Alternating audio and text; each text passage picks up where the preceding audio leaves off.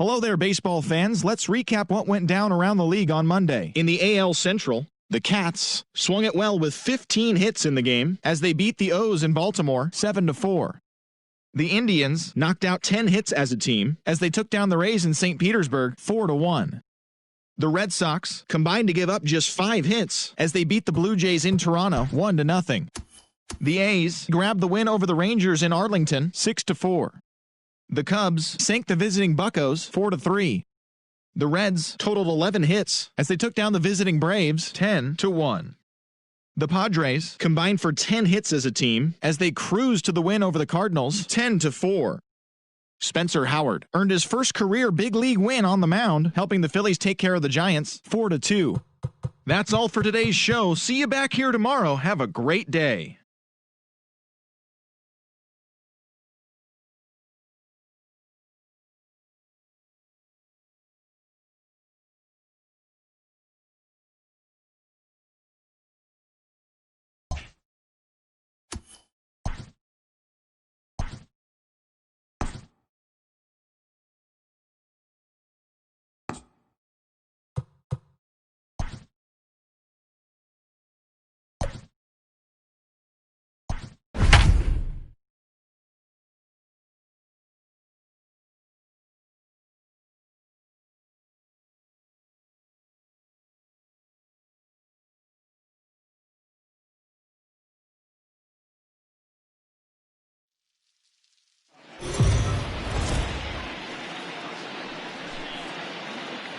We are under the lights as the show gets you ready for another edition of Major League Baseball. Tonight we've got a good matchup in store between the Cats and the Baltimore Orioles. It's baseball on the show, and it's coming up next.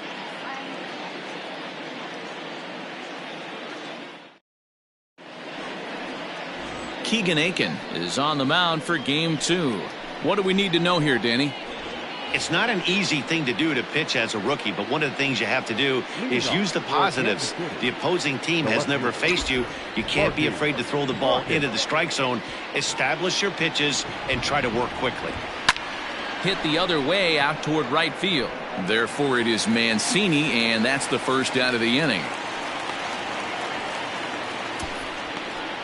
Time now to give you a look at the batting order for the visiting squad. What's the key for them tonight, D-Row?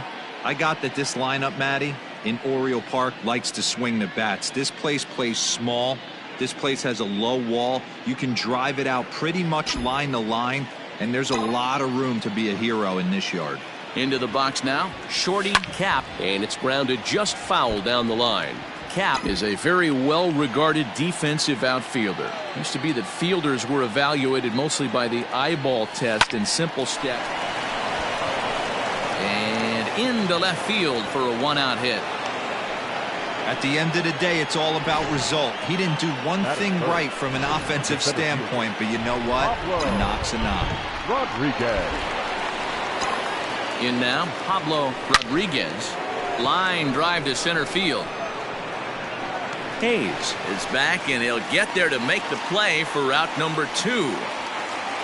Well, we've mentioned the conditions aren't ideal with the rain coming down, and that can make every play a little bit of an adventure. You really have to concentrate, and he did there to haul it down. Pitches a cold strike. The throw not in time as he steals second. Good steal of second there, and that really sets up the middle of this order to drive in a run and break this scoreless ball game. Always great if you can score first early in the game. Started to go around there, but he holds up ball 1. Guys, the Orioles, as they begin play here tonight, they come off another loss last time out, and in fact, they've dropped 3 of their last 4. Yeah, Matty, you can't win when you're giving up that many runs. The pitcher was missing over the heart of the plate, not executing down and away, not brushing back anybody, making anyone feel uncomfortable. Guys were taking huge hacks off him, and to boot, the defense was on its heels. From the stretch, the 1-2. Tried to hold up there. Appeal down to first, and no swing. It's ball 2.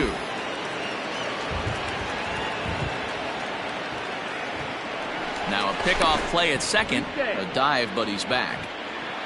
Cap at second with 2 down.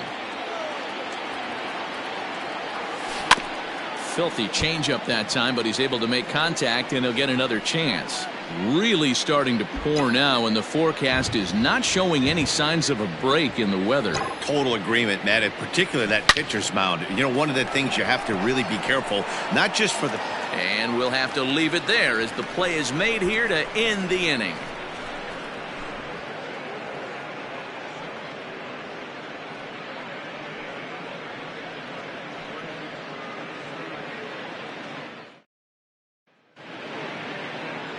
Adam Wainwright, a right-handed Georgia native, gets the starting nod.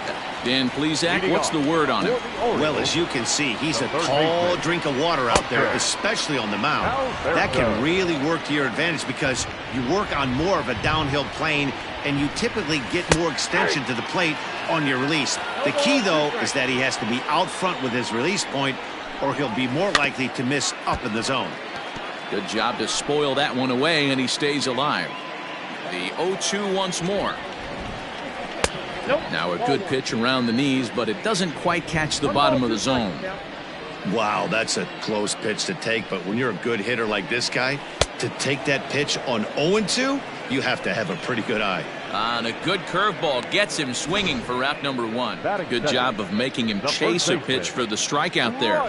Yeah, Matt, that's the advantage of getting ahead in the count. You can really force hitters to expand their zone and protect. And when they're in that mode, getting them to go after a pitch they can't do much with becomes a lot easier. Ryan Mountcastle comes on with one gone here as he looks at a called strike one.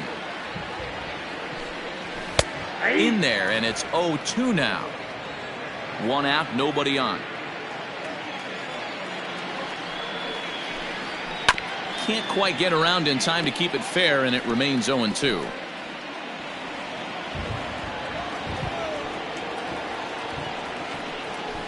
High in the air down the right field line.